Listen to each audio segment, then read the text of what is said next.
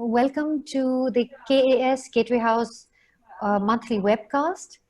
Today we will be looking at discussing the hottest topic, the newest multilateral that is about to take birth, and that is the Quad. And the question is it going to be a real Quad or is it going to stay a Squad? So last month on a discussion, on a KAS Gateway House discussion on the Indo-Pacific, Rear Admiral Sudarshan Shrikande posed a very, very valid question, and it was this: is it going to be a Quad or is it going to remain a Squad? How can this become the new real multilateral in a new era when all kinds of transformations are taking place? Technological transformations, strategic transformations, and global health transformations. How can we build an undergirding for this multilateral, particularly economic and technological? With us today to discuss this is a fantastic panel. Dr. Raja Mohan, who is in Singapore, Malcolm, who is from Canberra, Malcolm Davis, Tetsuo Kotani from Tokyo, and Alexander Slater, who is with US IVC but in Delhi currently. So welcome all of you. Peter, thank you so much for being our excellent partner. And I'm going to allow you to actually open this event before we take it forward, because you always have very insightful openings for our sessions. So Peter, over to you. Thank you, Manjeet. And ladies and gentlemen, we are witness to the biggest shift, I think, in the international order since the fall of Eastern Bloc some 30 years ago. The old certainty we had that the current international order was here to stay is no longer so certain. In retrospect, the strains and stresses of the past decades have perhaps heralded this shift, but the extent to which the current pandemic, the rise of populists and aggressive nationalism have changed our perception of international relations is still breathtaking. It is difficult to talk about these drastic changes without mentioning China, which seems to have become the linchpin where the different threats currently converge. Be it in the snowy Himalayas, in corona-infected Wuhan, crisis-stricken Hong Kong, across the Strait of Taiwan, or across the Indo-Pacific, the footprints of the dragon are ubiquitous. It's becoming increasingly clear that these actions demand credible counterpositions, and India and its partners in the Quad must be commended for having taken up this endeavor. Let me give a little look into Germany. There, the public opinion, especially their relationship to China, has followed the world trend in the past month and has largely soured. Even among political decision makers, the ranks of those that call for a more robust foreign and security involvement of our country are now swelling. But Germany is stuck in not in a quad, but in a quandary regarding China. Economically and politically, Germany has long pursued a line between cooperation and confrontation, so slightly different than the Indian line of coordination and competition. Cooperation and confrontation, and often been a moderating voice. The grand names of German industry and commerce have established fruitful business links with the Red Empire of the East, lured by cheap labor and easy access. Politically, this was encouraged under the long-running motto, change through rapprochement. Instead, we are now running the increasing risk of being subjected to political pressure through these business links. And we must admit that while the chorus of those in German politics calling for a stronger engagement in world affairs is growing, luckily I say, we are still far from a consensus on that. When Donald Trump won the US presidency, our chancellor publicly explained that Europe would need to represent its own foreign interests without help from the US, responding to long-standing calls from our French and international partners. But still today, the resistance is strong. Germany is not a military power, and neither do we want to be one. We are still far from the agreed NATO rate of 2% of our BGB for defense spending. Since the Second World War, German civil society has been highly skeptical of armed forces, and this is still how it stands. Well, Germany will not and cannot become a military power in its own right, especially not in the Indo-Pacific. Even with our European partners, we can only play a minuscule role in the vast ocean. Yet, we understand that this vast area is of profound importance to us too. Our interests there align with those of the Quad countries. As Europeans, we have an interest in an open, free, and balanced Indo-Pacific that provides free trade routes and equal access to all. It has become abundantly clear that India and its Quad partners will become the most important non-Chinese formation in the region quickly. With Australia committed to becoming a net security giver of grand proportion in its own right, and India committed to keeping Chinese ambitions in check, it's paramount for us Europeans to not stand idly by. We need to commit to the Quad and its aims and flank its aims and support its mission.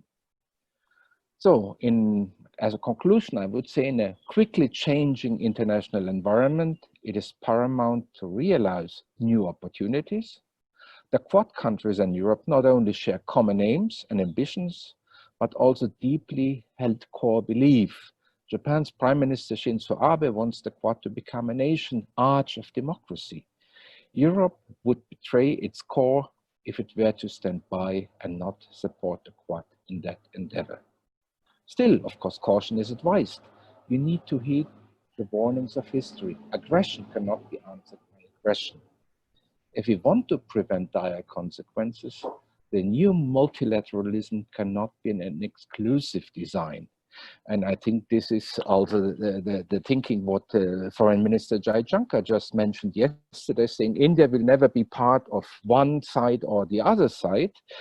We must strive to offer an inclusive vision of a free and open Indo-Pacific that offers the same opportunities to everyone and guarantees all of our prosperity. Only then can we hope that our shared vision can sustain an Indo-Pacific design in the long run.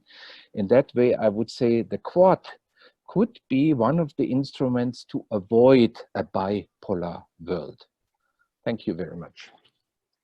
Peter, that was really very well put, and you've articulated Europe's view before we could even ask you about it, but thank you very much. That is a very optimistic and hopeful way of looking at the new world that is unfolding before us. And I'm going to jump right into, and thank you, it's an excellent description of the Quad. I'm going to jump right in.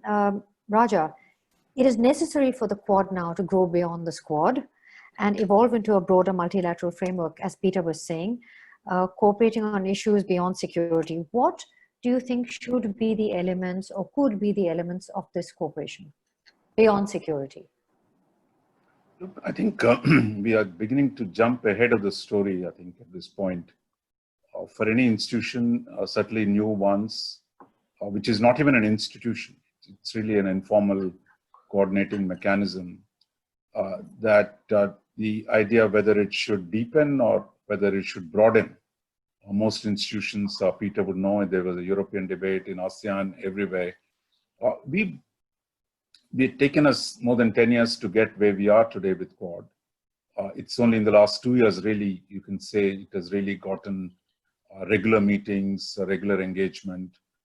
So I think it is too early to talk about how do we convert this into a dramatic new multilateral framework. I don't think any of the 4 countries see it as an institutionalized mechanism. They're not talking about creating a secretariat. They're not talking about creating a coordinating countries. So there's no chairman. There is no nothing. It's just meetings at this point.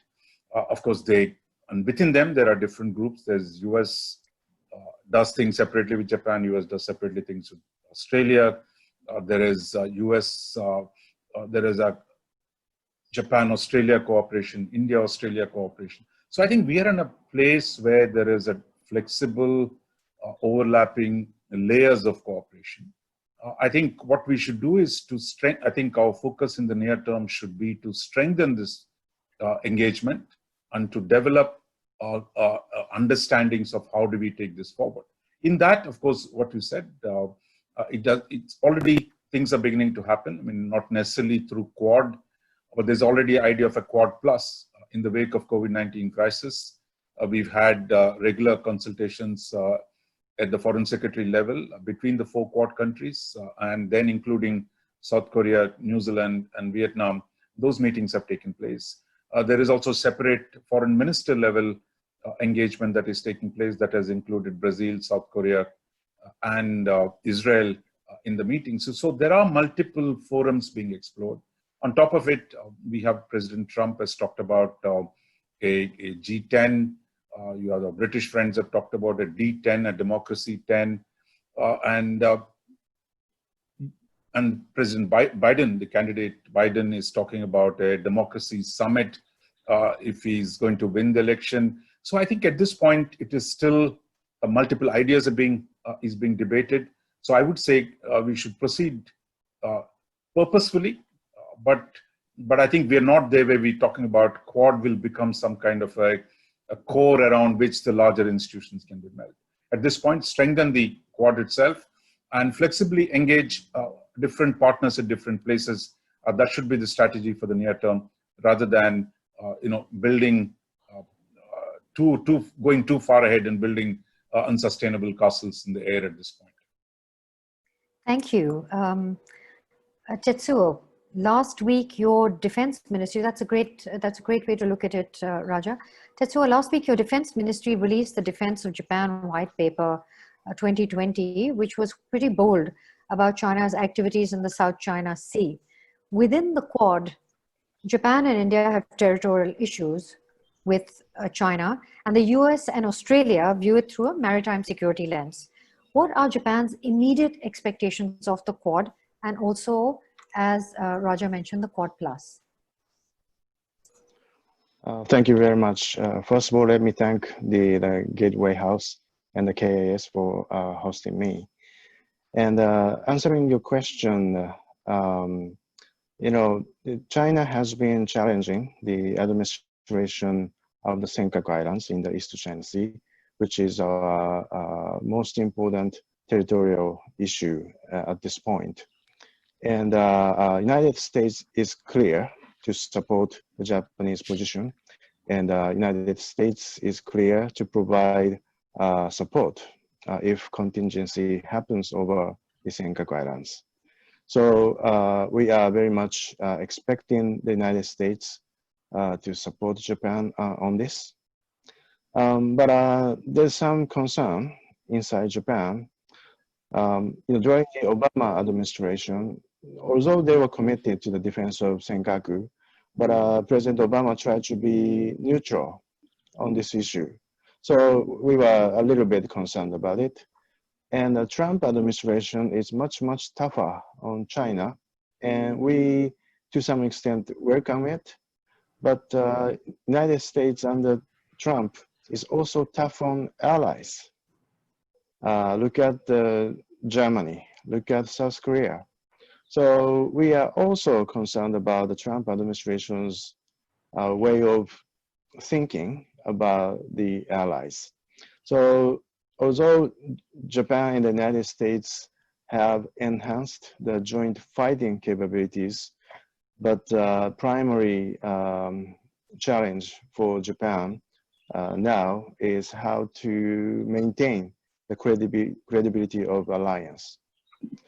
And as for Australia, we have expectation that the Australia would come to support Japan if there's a contingency in the East China Sea.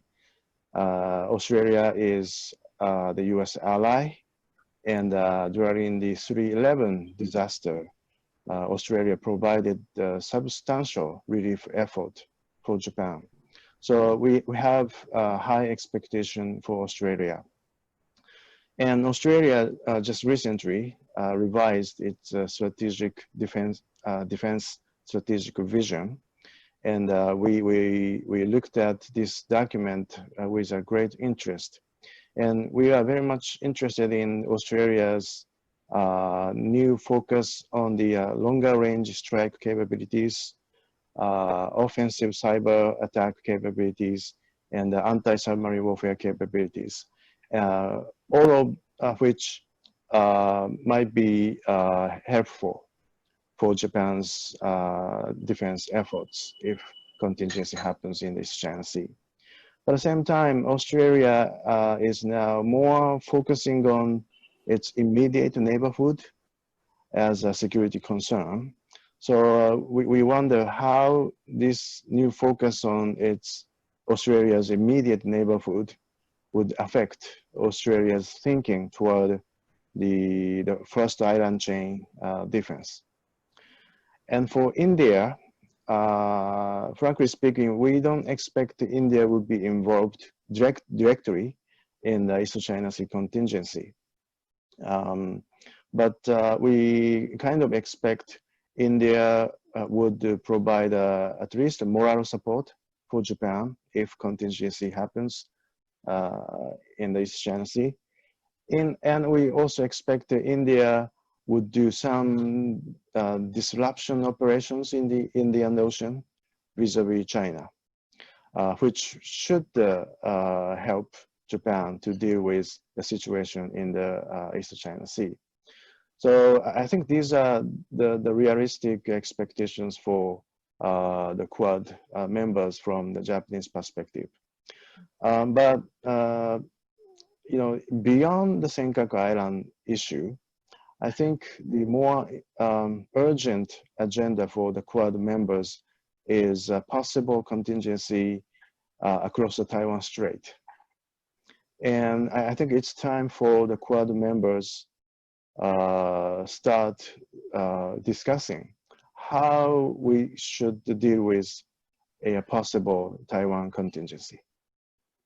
That's it. Thank you. That is very thought-provoking. And since you talked so much about Australia, we're going to move right over to Malcolm. Everything that Tetsuo said and more, Australia has been the most active member of the Quad and has given really it the scope and the shape beyond security, specifically with technology, to counter China's digital Silk Route. Can you tell us a little more about what Australia has been doing and how you view this? Thank you, and thank you to the Konrad Adenauer Stiftung and Gateway House for having me on board for tonight. Let me start by sort of thanking Tetsuo for some great points. I thought they were really excellently well made. Obviously, I don't speak for the Australian government because I'm in a think tank, but if it were up to me, I would have Japan as the sixth eye in the Five Eyes organization. I think that a logical step forward would be to strengthen our relationship with Japan to the level of a defense alliance, and I think that's where we need to push the relationship. I think in terms of where Australia is going in terms of how we respond to the environment, we've seen the release earlier this month of the Defence Strategic Update and the accompanying Force Structure Plan, which essentially is a new defence white paper replacing the 2016 white paper to a large degree. And I think that the key message that leaps out of that document is that we recognise now that the strategic outlook that we face has deteriorated faster and further than we had anticipated it would in 2016, primarily because of a rising China. Because you have a rising China that is determined to overturn US strategic primacy and impose its own essentially community of common destiny is the phrase they use, its own order on the regional environment. In other words, Beijing wants to end the US-led rules-based international order and impose its own order on the region. We're determined to push back against that. We need to strengthen our relationship with the United States, but we also need to strengthen our relations with our key partners, and the Quad is really a key part of this arrangement. So the Defence Strategic Update and the Force Structure Plan obviously had a heavy focus on the long-range strike capabilities that Tetsuo talked about, and they're really important, and I'm happy to talk more at length on those. But it also had a defence diplomacy dimension that probably wasn't as highly publicised by the media as the long-range strike capabilities that the paper talked about. And that defence diplomacy dimension talked about boosting a relationship with the US, boosting relationship with regional partners. Quad obviously is a way to do that. Extending that into Quad Plus as a possibility with South Korea, Vietnam, and New Zealand, I think is a logical step. So there's a strong defense diplomacy, there's a strong incentive on our part to work with others to counterbalance but not contain China. I don't think you can contain China. What we can do, I think, is decouple our economic and technological structures from China.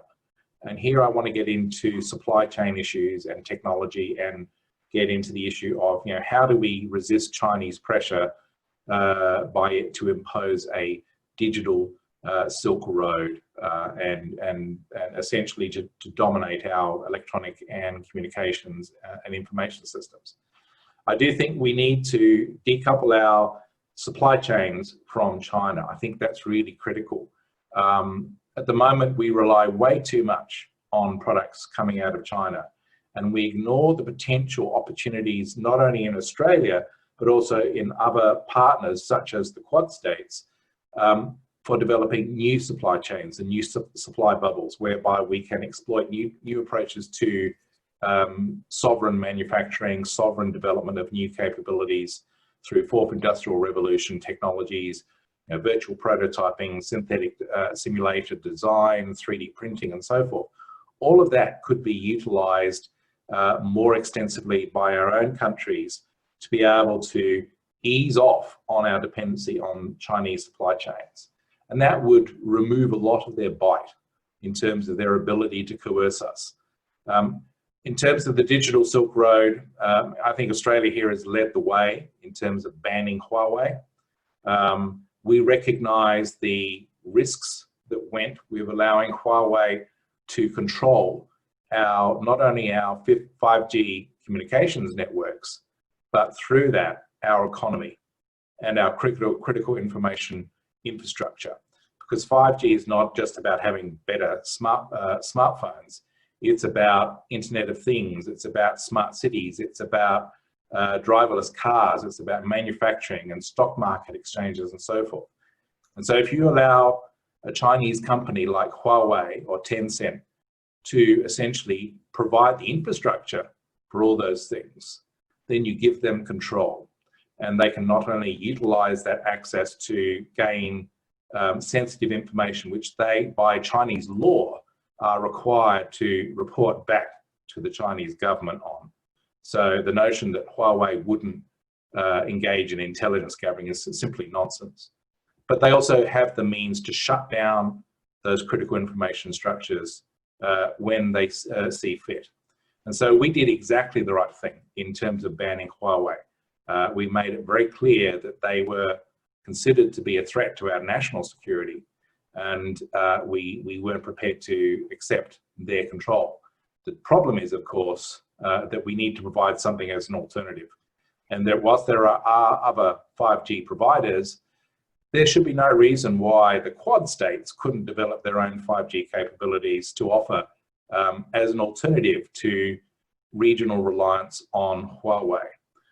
So that's something that really we need to think about is, can the Quad states develop their own digital systems to provide 5G and ultimately 6G systems down the track? I'm a space policy analyst. I focus very much on space security and space policy as it relates to defense and national security. One of the features that you'll see in this coming decade is the emergence of mega constellations, of large numbers of small satellites in low Earth orbit, providing broadband from the sky, Internet of Things support, and constant Earth observation. Yeah, that's something that really could checkmate 5G down the track. That maybe broadband from the sky means that you don't need 5G because you've got access to faster internet simply by connecting into a satellite. All of the Quad countries are space powers. So therefore, all of them could provide mega constellations to essentially checkmate Huawei from space. That would also, I think, go a long way towards undermining China's space Silk Road as well, which is based around the Beidou constellation. So, you know, there's opportunities here, there's strategies and paths forward for the Quad states to be able to use technology to checkmate China at its own game and develop alternatives to Chinese dependency for other states. And I'm thinking here, for example, in the Southwest Pacific or in ASEAN or in areas of South Asia. So, you know, I think that I'm happy to expand on all of this in the Q&A, but, you know, there's some ideas that I'd like to throw out. Malcolm, you're absolutely right. You have read our mind. We think that, you know, just really 6G, we should go straight to it. China is also in the process of developing its own 6G technology, but given how much technological depth and innovation Australia, Japan, the United States have, and India's own software writing skills, I think that we can do a very good job of just leapfrogging technologies. So thank you, which leads me to the big giant, the United States. Alex, the elections are just 3 months ago. Your fellow panelists have mentioned it. Do you see this, you know, putting the brakes on the Quad, having an operational pause, or given what, you know, your fantastic US IBC meeting yesterday, does it have a non-partisan acceptance? Is that clear? And what do businesses intend to do to accelerate this process? Exactly what Malcolm was saying. Manjeet, thank you so much for the question. You know, I'd first like to do what some of my other panelists have done, which is thank Gateway House, thank the Konrad Adenauer Stiftung for putting on this great event. You know, Manjeet, you and I have go back a long way, and I have seen for some time the hard work you put in to stand up and expand Gateway House, and I'm thrilled to see the impact that it's having on the current discourse with this work on China, as well as it becoming a great forum for discussion and policy development in international affairs in India. So congratulations. I'm also honored to be part of this panel with Mr. Katani, Dr. Davis, and Dr. Mohan. Of course, your reputation precedes you. And hello, of course, to Ambassador Bhatia and Peter.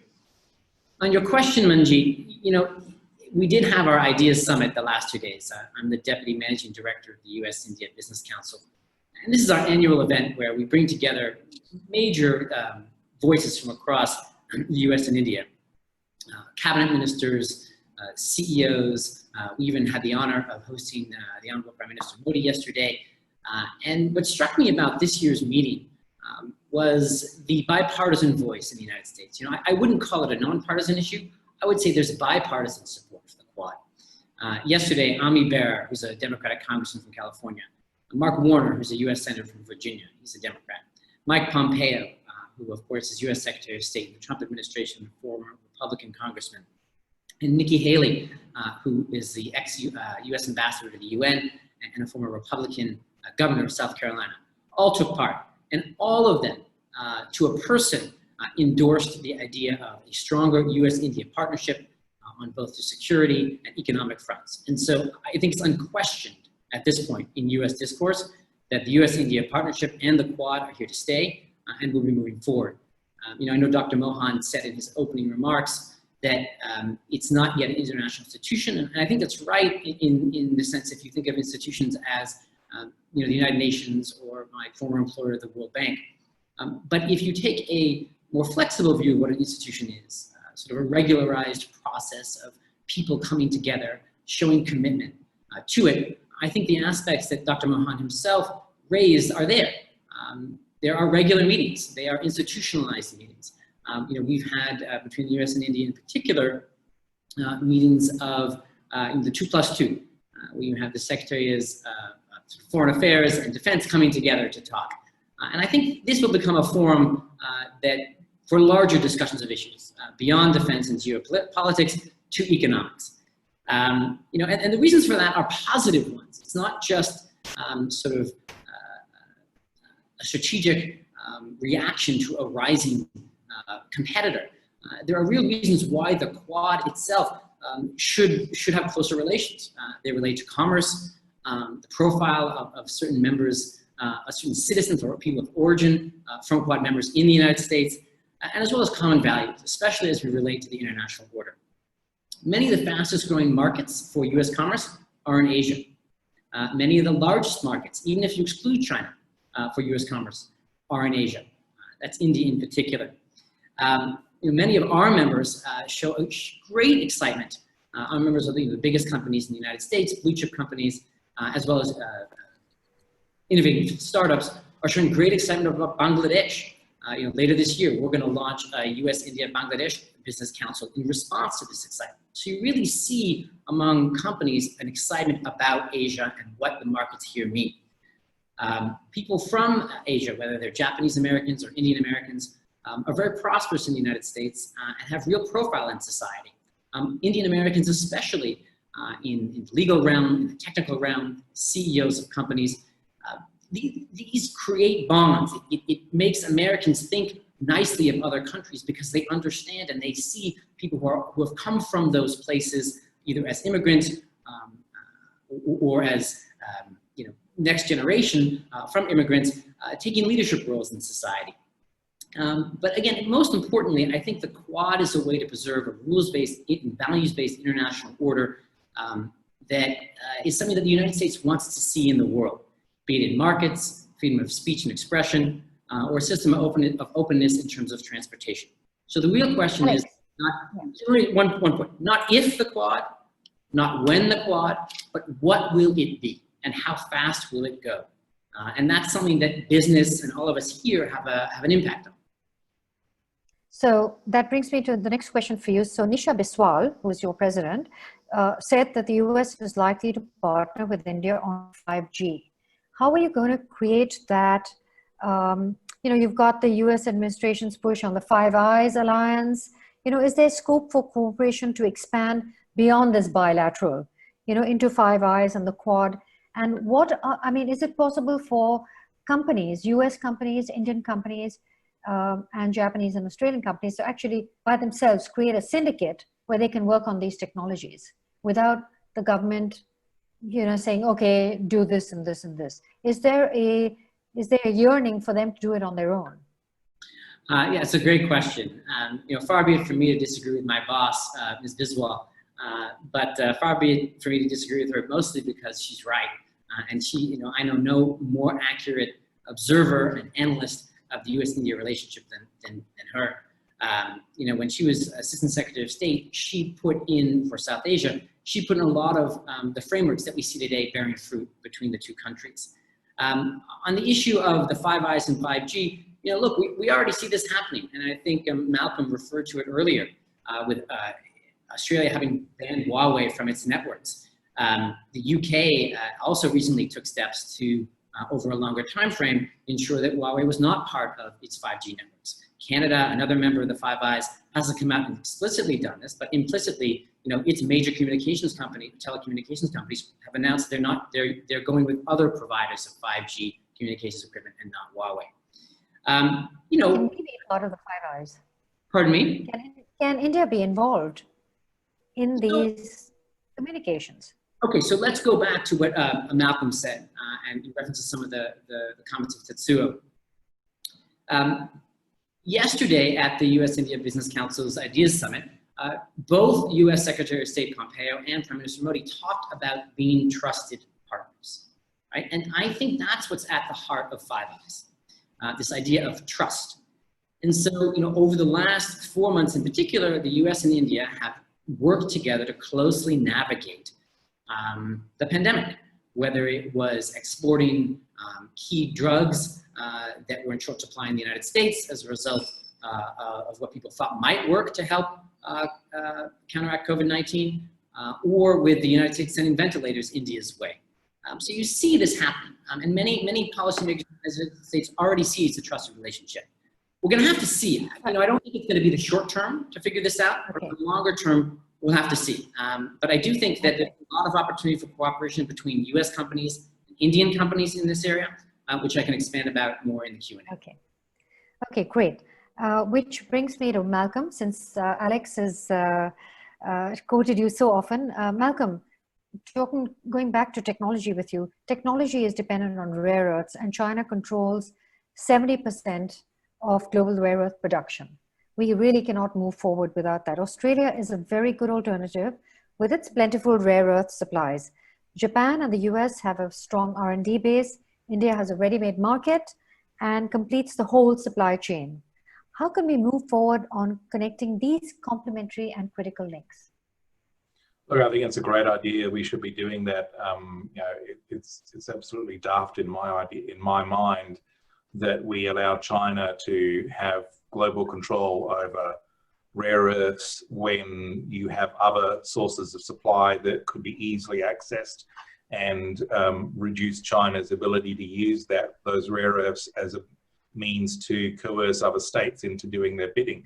So there has to be a government engagement with allies within the Quad and beyond the Quad to talk about how we can best utilize the resources that we have.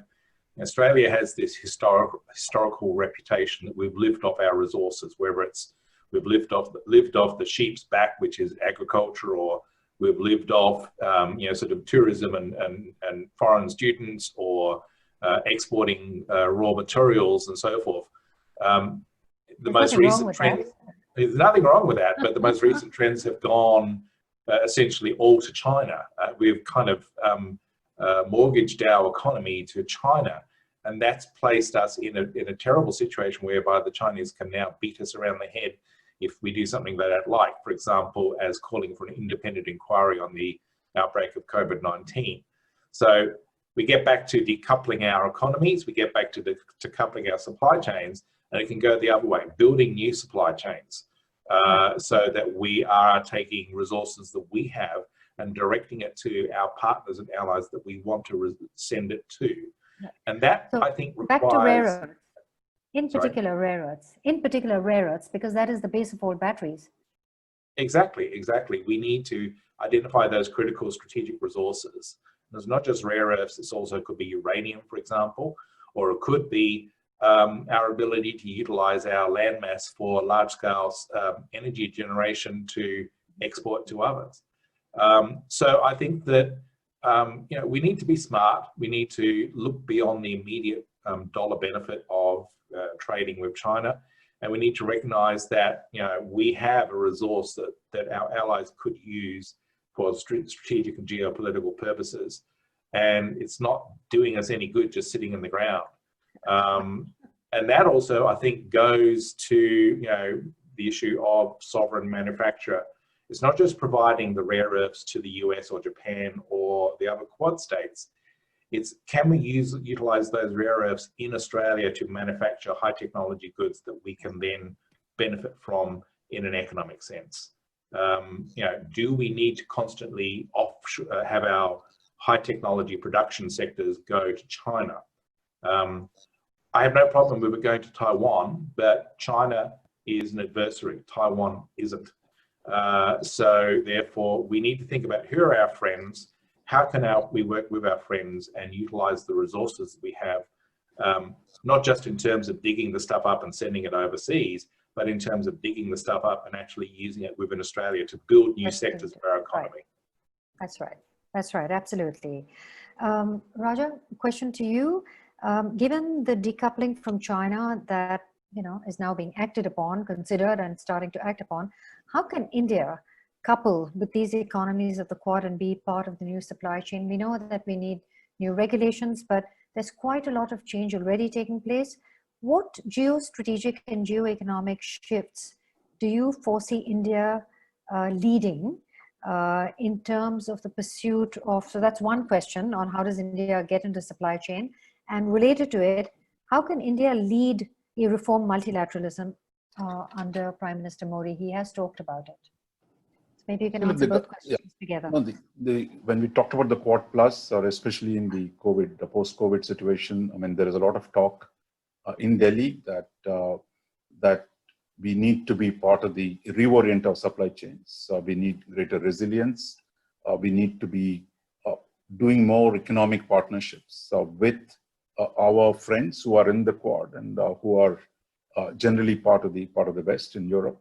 So I think that is a declared goal, but to get from here to there, I think it's going to take some time. And I think within that framework, I mean, we've seen Some things already happening. One, India is beginning to decouple. For example, on the digital side, as you mentioned at the beginning in your own presentation, be it now trying to break from some of the Chinese dominance in the digital sector that Malcolm talked about. And we've also seen when you have the right context, a strong national champion. We've seen all the major US tech companies moving in and ready to work with Reliance today. I've seen that Airtel has tied up with Verizon, is doing something on, they got their own Blue Jeans app. So I think we are at the beginning of a process where I think the government need to facilitate this, that now look that rebuilding or expanding economic engagement in a structural way with our friends in the democratic world is now a strategic necessity. I think all these years, all of us, whether it's Australia, whether it's Japan, whether it's India, the US, or as Peter said, Germany, believe that economic cooperation with China is a good thing. It will transform China. China will become a responsible stakeholder. We can rely on China to be partner in building a prosperous world. But what we've seen is that China has gamed the system, that today most countries do not want to be dependent on China for a whole lot of things. So therefore, the political context, the political imperative for redoing the supply chains has just begun. But I think it will need a lot of policy initiatives on the commercial side, which is not a foreign policy issue, which is really what our Commerce Ministry or a whole range of activities on the other side that we need to get them in order to be able to attract foreign investment, to be able to draw some of the supply chains. And so far, most of the relocation from China on the manufacturing side has gone to Southeast Asia. It's not come to India. Some are coming, and there's some big proposals in the pipeline, I'm told, but I think it's work in progress. On multilateralism, I think we've seen recently India strongly support the European initiative, the German initiative actually, on Alliance for Multilateralism. Today, we are part of the WHO. The whole Quad Plus initiative is about designing new forms of multilateralism. I think one of the big changes that is happening today, for 30 years, the Americans talked about the liberal international order. That is, everyone sits in the room, everyone shares certain assumptions, we're going to construct a liberal order. I think from that, we're moving to a situation where you need to bring the free world together. You need to have a coalition of like-minded democratic states that can work together, whether it is the 5G, whether it is a trade issue, whether it is the health diplomacy, whether it is the management of our digital futures. So I think that is the big shift that has emerged in the last few months. And I think consolidating the trend towards greater cooperation among like-minded countries, a Quad and Quad Plus, and then making it part of a multilateral effort. I think the WHO will give us Biden platform today, which came out last night, says, look, they're going to come back into WHO. So can we work together to strengthen some of the multilateral mechanisms? So I think we're just at the beginning of a big moment, but I think it needs, I would say, much stronger Indian initiatives to take that forward. Thank you. And I'm going to come to Tetsuo. Roger, you gave me just the opening. The world made a huge investment in China when they brought them into the WTO in 2001. The United States worked very hard to bring China in. The UK helped to write its laws, and Japan did so much of the heavy lifting. There are constant complaints against India about how India doesn't do this and we don't do that, but actually it hasn't had very much help. And Japan in particular has been very unhappy with India not signing on to various trade agreements. So we've got, the US withdrew from TPP, India wasn't in it, India withdrew from RCEP. We obviously, for India to be a productive and a useful member of the Quad, we need to be brought into some of these trade agreements, but we need help. So my question to you is, maybe it's time for this new multilateral called the Quad to think about new partnerships from the beginning, because you do have 3 developed countries with totally different constituencies and a developing country. and to bring a grouping that binds everybody together with their strategic interest, but in everyone's mutual interest. Tetsuo. Thank you. Thank you. To answer that question, I have to ask whether the Quad members share the same vision for the regional trade and economic architecture. And my question is very much negative. Japan's basic position is to conclude TPP with US in and conclude RCEP with China in, without making bilateral deals with US and China. But now US is out of the TPP, and I don't think US will come back even under the Democratic administration. And India is now out of RCEP, which was Japan expected as a counterbalance to China for the RCEP scheme. But it seems like India, for India, it's still difficult to join a multilateral free trade agreement. Australia's approach is similar to Japan, but Australia has concluded the bilateral agreements with US and China. So perhaps that's the difference between Japan and Australia. And I wonder whether Australia would pursue the RCEP even after India is out.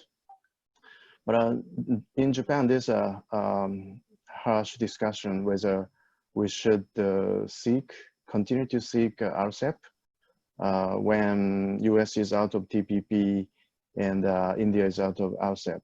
And I don't think we have concluded. We have reached a conclusion yet. But in any way, I don't see the common vision among the Quad members about the regional trade and economic architecture. So I think we have to be realistic. We have to find a realistic agenda for the Quad members.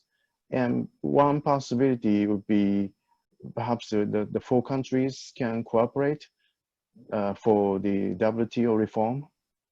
I think this is a common agenda for all of us.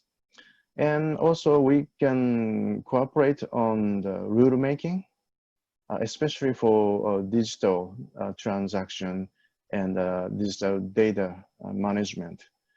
TPP includes the provisions for digital transaction, but it is not necessarily high standard. So I think at least US and Japan have deep interest in the high standard digital management. And I would assume Australia and India also have interest. So perhaps the Quad can be a core architecture to promote the rule making for digital data management vis-a-vis China's digital Silk Road. Well, that is an excellent suggestion. And in fact, with India being going to be the president of the G20, some of that work can already begin so that other countries can also buy into it. That's a wonderful idea. Lots of, several people, the Canadian think tank CG has been talking about a digital Bretton Woods and a digital stability board. So maybe, Tetsuo, these are all very good ideas to look at the commonalities and what we can do together. So I'm going to break into the question and answer. I'm going to moderate it for everybody. So right away, there is, yesterday, US Secretary of State Pompeo said that India is also part of a group of like-minded nations when it comes to the Quad. I think we've already answered this, but Alex, maybe you can take this on a world that may be a Biden administration, if that comes in. Is it still going to be the same? I think Tetsuo made a comment on that, but Alex, would you like to take that? Sure. Yeah, I expect that to be the case. I expect that to be the case both because yesterday we had numerous Democratic politicians echo that position, and they are leaders on issues like the US-India relations and national security, but also because the US business community the U.S.-India Business Council, where I work, is an affiliate of the U.S. Chamber of Commerce, which members are made of all U.S. business, is very much invested in the U.S.-India partnership. And 5G is a huge area for where that cooperation is going to take place. We talked about how the Five Eyes folks are not going to use Huawei. So what are they going to use? They're going to use technology produced by American, European, and South Korean companies. Qualcomm, Intel, Cisco, Nokia, Ericsson, Samsung. That's where it's going to come from. And the U.S.-India partnership is a great way to ensure that there are common standards that these companies all unite around, because it brings huge scale, huge demand, and we're already seeing that, right? I think it was referenced earlier that U.S. capital is flowing into high-tech platforms here in India. Google, Facebook, and a number of private equity companies have invested over $10 billion in Geo already. Our organization has started a U.S.-India 5G dialogue that had prominent politicians. We had the chairman of the Federal Communications Commission, Ajit Pai, talking with the heads of Indian companies, Geo, Sterlite, who are major manufacturers of fiber technology. And it's already happening, this cooperation on 5G, and that's going to be sustained by the business community because of for market reasons, for market logic, basically. Okay, thank you, Alex. We have a very interesting question from one of our audience members, and anybody can take it, but I guess this is really directed at the Americans. Why not get SpaceX to get the rare materials from some of the asteroids? SpaceX could accomplish this very easily with a little bit of funding, and could that be part of a quad initiative? So Alex, and then I'll go to Malcolm for the same answer. I think I saw that that question coming from Dave Virlapati of S2 Tech. So hi Dave, how are you? Nice to see you. On that issue, Dave, I actually think rare earth metals, we can get them closer to home. The real issue with rare earth metals isn't the actual inputs for them, it's the sort of refining of them. I think you have the inputs in the United States, you have the inputs in Australia, in the US in particular, you just don't have the infrastructure to refine them and make them into a consumable product for batteries and elsewhere. And it just takes time to build up that infrastructure. Okay. Manjit, if I might, Manjit, yes, absolutely, please do.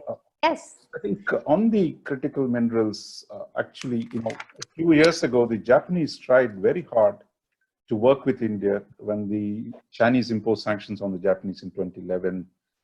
The Japanese came to India and said, look, it was part of the dialogue at the prime ministerial level. Look, let's work together. India has a significant resources of, critical rare earths. So can we work together? But it really fell through. So I think that India needs to reform. I think we've seen some interesting moves on coal in India that changes its laws. Australia, in fact, the recent agreement between Morrison and Mr. Modi also talked about this sector. So there is room here. I think the key is if India opens up those sectors, for example, right now it's a monopoly under the Department of Atomic Energy. Can we consider ways in which we can work with others, especially with US and Australia and Japan, the natural partners in the Quad, all will be interested. So I think there it is a policy bottleneck in India that is blocking it. So we don't need to go to, someday we might go to asteroids. But right now, there's enough I think we could do in our own country, in our own soil. And Raja Mohan, I'm going to ask you a question from the audience. One who says, if Raja Mohan were to be the foreign minister of India, what would be his 3 priorities? Look, that's nice. We like the sound of that. But I've never been in the government, so not going to happen. But look, I think the problem, see, the Foreign Office is a management agency. It can bring in ideas in terms of how do we relate to the rest of the world. It can coordinate the engagement between the Indian government and other governments. It can bring in ideas from outside into India. But it's not the executive agency. That is, the MEA can't improve the business environment in India. The MEA can't, on its own, deliver the Commerce Ministry to do better trade deals. It can't deliver the Defense Ministry to come and do things. So I think MEA is a kind of a valuable connector of big ideas, of transmission of ideas, of of getting India to connect and engage the rest of the world better, to channel those communications. So I think our real task is not at the foreign ministry level, which I think a broad framework we already have. Our problem is on the economic side, is on the commercial side, on the defense side, that improving our domestic act will automatically create opportunities on the foreign policy side. The rest of the world is ready to come in. People are waiting for those internal changes in India, which will make it easier for the outside world. For example, on trade, our colleagues have said, whether it's on defense diplomacy, it's only in the last few months we're moving. So I think the more India rearranges itself internally, for its own benefit, you don't have to do it for the sake of others. That if we bring ourselves, make ourselves more effective, more business friendly, more organized to deal with our challenges, then foreign policy is rather easy. You know? It's really the domestic tasks that really are today our bottlenecks. Otherwise, the general framework that we have on foreign policy front, which has endured since the beginning of the post-Cold War period, and I think today there's a boldness, there is strong leadership. Those factors are taken care of. So it's really what we do in the domestic space that is going to transform the way we relate to the world. Okay, thank you. We have a question on Vietnam. About the Quad Plus? I think people are very interested in the Quad Plus. How will a communist country like Vietnam be comfortable with joining a coalition, you know, of like the Quad Plus, Democracy 10, any other similar grouping in the region? And they would have differences on interpreting contentious issues like human rights, even though countries like India, Vietnam, Japan have been largely neutral on evangelizing such issues. Who would like to take this? Tetsuya, can we ask you about that? How does it feel? How will Vietnam manage, as a communist country, to be part of a group of democracies trying to push back against China? Yeah, from Japanese perspective, Vietnam has a strong potential to become our partners for regional affairs. And Japan has a very high expectation for Vietnam. But our actual approach has been very much low-key due to primarily because of the different regimes with Vietnam. So this is not only about Vietnam, but other Southeast Asian countries have some concern about the approach by US, Japan, and other Quad members, particularly on the universal value. So we have to be sensitive to their concern. And this is why Japanese foreign policy has been not so much emphasizing the value aspect of FOIP. And we take Southeast Asian countries' concern into account whenever we talk about the regional issues. So it's very difficult to find the answer, but perhaps we should, of course, on one hand, we should not give up the importance of the value.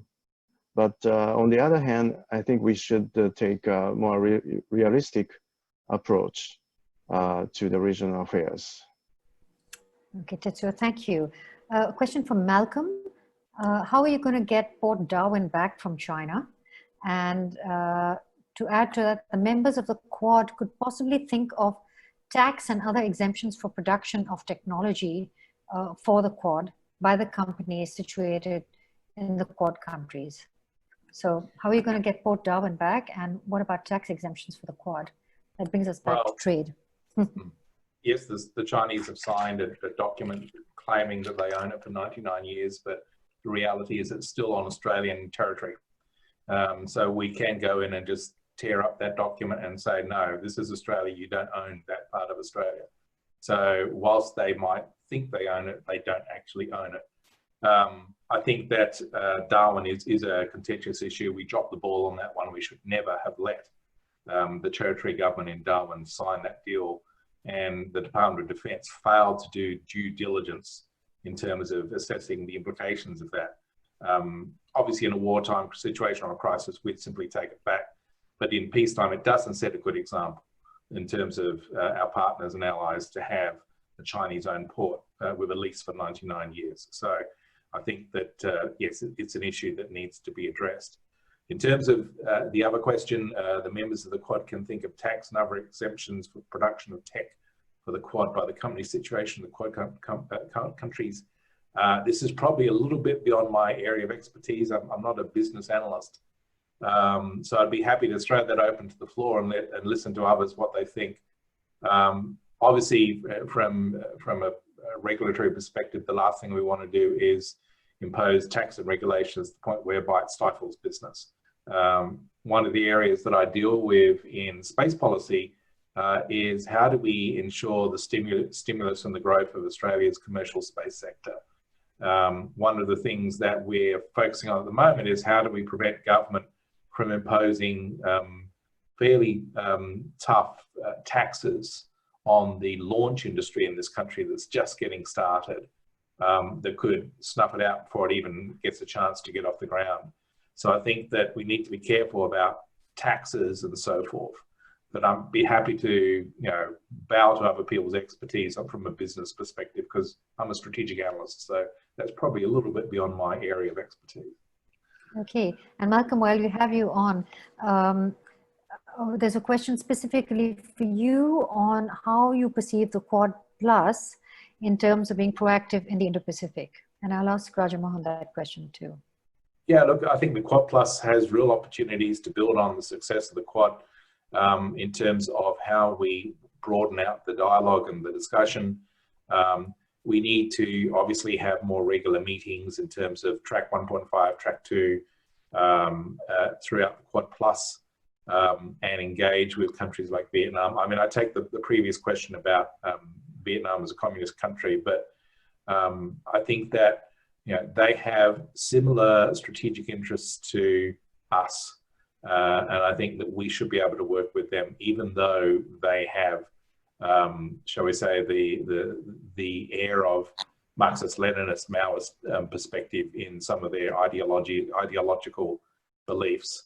I don't think that necessarily holds to their economics. I think that New Zealand is an important partner in terms of Southwest Pacific affairs.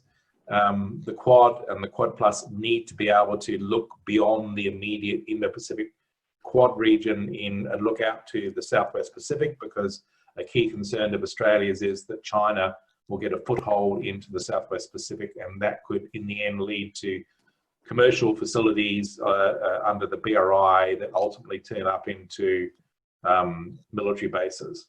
So I think New Zealand is an important player. South Korea is obviously an important player in terms of our ability to work with the South Koreans on managing the Korean Peninsula and also engaging with China at a diplomatic level. And the Korean Peninsula is an issue that we can't ignore in terms of the potential risks there. That's not a resolved crisis.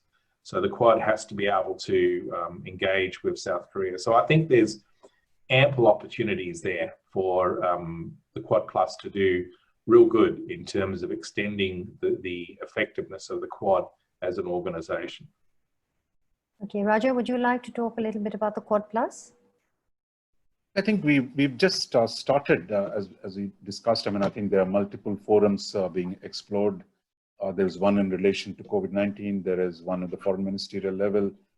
The British, as I said, we talked about for the 5G cooperation. So I think we are at the beginning of a process where the idea of like-minded countries working together is the new idea that has come. And what kind of an institutional form it will take, the next few months are going to be quite interesting. Whether the G7 summit in Washington will happen before elections or after elections, who are the kind of countries who are going to come, what's the kind of agenda we're going to do, and how the next administration, if it is the same one or someone else, going to take that forward. So I think everyone is now probing around for ideas of how do we restructure global order within which we have new possibilities. And it is just not going to be done through the UN. Other day, Minister Pompeo said, it has to be something. It's not the UN, it's not the WTO, it's not the GATT, it's not that a coalition that is willing to work together with shared values, not just political, but also economic and other. Can we make a difference to setting rules? Whether some of our colleagues on the panel talked about like on the digital rules, like in G20 in Osaka, look, India stayed away from the final declaration. So I think we've had hesitations of working with our partners, of engaging in political cooperation with our partners, who are today we are getting close to. And I think we need to overcome in India a lot of our reluctance, lack of habit of working together with partners. And I think last few months, you've seen big changes within Quad itself, in Quad Plus, in the Alliance for Multilateralism. So I think India is embarking on a very different phase of working with like-minded nations. And I think this is very, very different from the kind of things we've done in the past. So I think for us, we have to catch up. We have a steep learning curve because other countries, those who worked on alliances, those who worked on groupings, have done that before. India tended to operate as a lone ranger, that today it needs to develop that institutional capacities to work with partners on sensitive areas where we've kind of walled off a whole lot of areas where cooperation, political, security, strategic cooperation is not possible.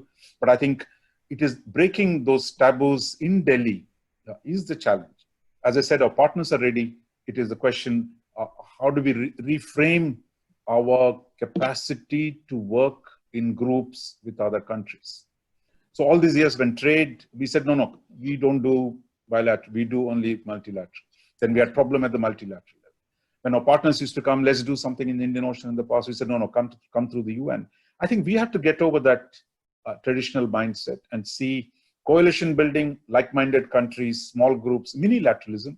A Quad is a major minilateral organization. So India has to learn to operate in these minilateral institutions that are more suited for its strategic interests, near-term and long-term. So we need, I think India has a lot of work to do in itself to be able to be a good champion and a good partner to other countries who are like-minded. Thank you, Raja. In short, we need to grow up.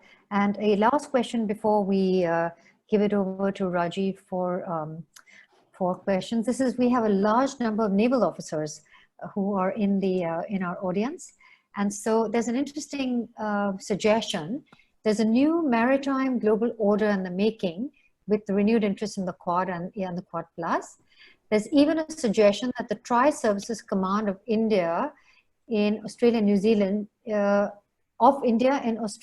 Zealand, should be the headquarters for the Quad. How would you look at this suggestion and the way forward to add more teeth to this new alliance? Malcolm, since it talks about ANZ. No, ANN. In the Andaman and Nicobar Islands. Oh, it is Andaman and Nicobar. It also sounds like Australia and New Zealand. Yeah. Look, I think that Australia is trying to strengthen its Indian Ocean role. Obviously, we're keen to be involved in the Malabar exercises, and we'll be patient, and hopefully that will come through. I think that the potential for the Navy, for Australia and the Indian Navies to cooperate and work together is strong. But having facilities and access to bases is a good thing. Some 2 years ago, I put together a submission to the Australian Parliament where we talked about the possibility of opening up the Andaman and opening up the Cocos and Christmas Islands as forward military bases for the Royal Australian Navy, and opening those up to India. And in return, India would open up the Andaman and Nicobar Islands to Australia, and we would have a sort of like a combined ability to operate in the Indian Ocean to support maritime domain awareness, to do counter piracy, to counter people smuggling, and ultimately, obviously, we need to be able to keep a watch on what the Chinese are doing in the maritime straits of Southeast Asia. Having access to those islands, the Andaman and Nicobars, and in return we give access to the Cocos and Christmas Islands, I think would be something that would be worth exploring. I think that's an interesting idea to pursue. It also lends itself to what could we do besides the naval side of things. Well, we could do an awful lot in terms of collaboration on airborne surveillance with unmanned systems, space-based cooperation in terms of space surveillance for maritime and ocean reconnaissance. So, and Australia has just announced in the Defence Strategic Update that it's going to invest money in developing an integrated undersea surveillance system. And when we look at the maritime straits in Southeast Asia, where China can send submarines through submerged, there's only a small number of them. So the ability for India and Australia to work closely on integrated undersea surveillance of those maritime straits, I think would be something well worth doing to be able to keep track of what's happening in those straits.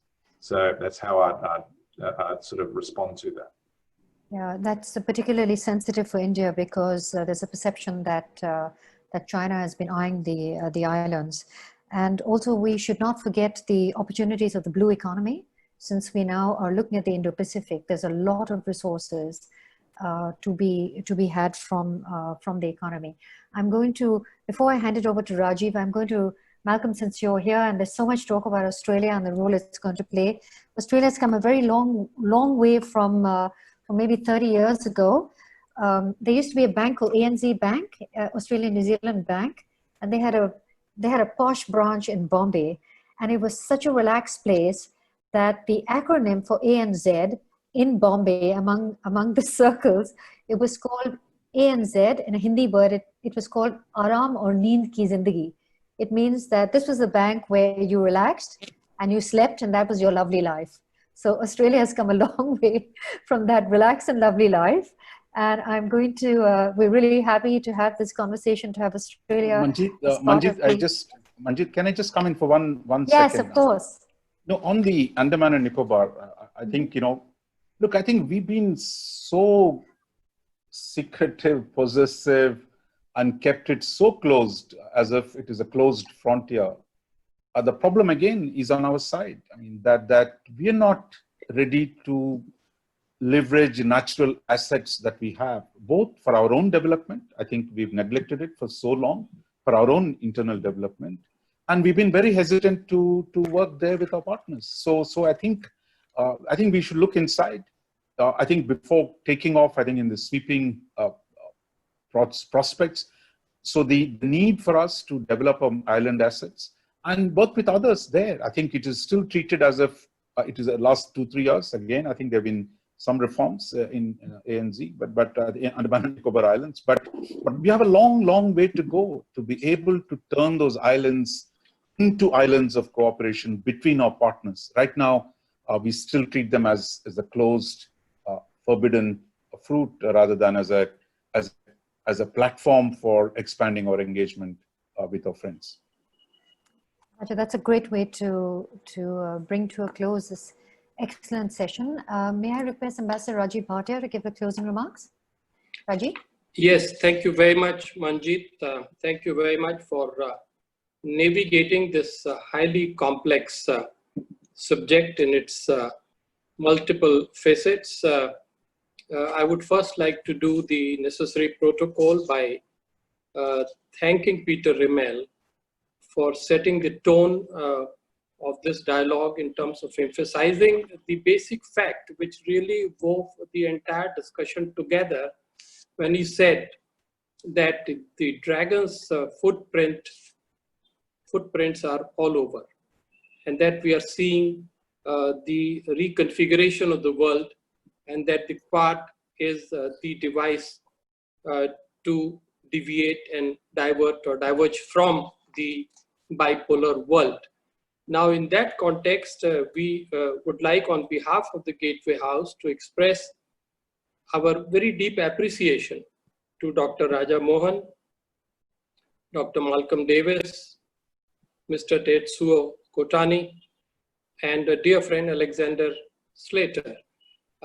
Appreciation is for the fact that they really shared their insights without holding much back, And in the process, as they expressed the perspectives based on years and years of research, writing, thinking, and reflection, they really shared some very valuable lessons with us. Gateway House has been studying the Quad for many years, and it is in that context, I think we were able to define the contours of this complex topic today very well. I think I would like here to highlight 4 or 5 bullet points which have emerged from this very rich and stimulating dialogue. First of all, here are 4 experts sitting around an elephant. Their eyes are covered and they are being asked to define this elephant, and they have done a terrific job. They raised the question whether this is just a mechanism or whether it has become already an institution or it is on way to become a major international forum. They also almost agreed that this is a mini-lateral forum which is already here to stay. So I think the definition is good because that clarifies matters. The second point is that on the Quad Plus, there is also a broad consensus, that is, the Quad does need the support of other countries, both from the region and also the extra-region countries. The very fact, I assume, that KAS is our partner on this is that the European dimension is very important. We would have an occasion to explore that further in depth on another occasion. And here, when we spoke about the regional dimension, we confined ourselves to 3 or 4 countries. But I think even here, on this plank as well, there is much potential for discussing things in depth on the next occasion involving others. The third point is with regard to the role and functions of Quad, and we noticed very clearly that on the technical cooperation on this whole question of rare earths, uranium, space, etc., there is a fairly striking convergence among the 4 countries.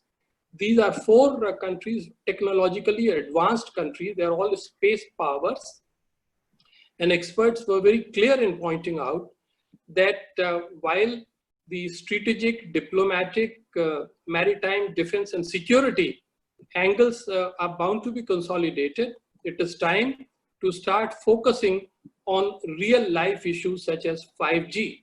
If, for example, this Quad were to develop a convergent policy on developing 5G, this technology, this would be a wonderful outcome of the consolidation. On the next point, I think it also became very clear that when it comes to trade and economic issues, there is a broad convergence with regard to the decoupling with China. How this recoupling inside would occur is obviously difficult to determine yet.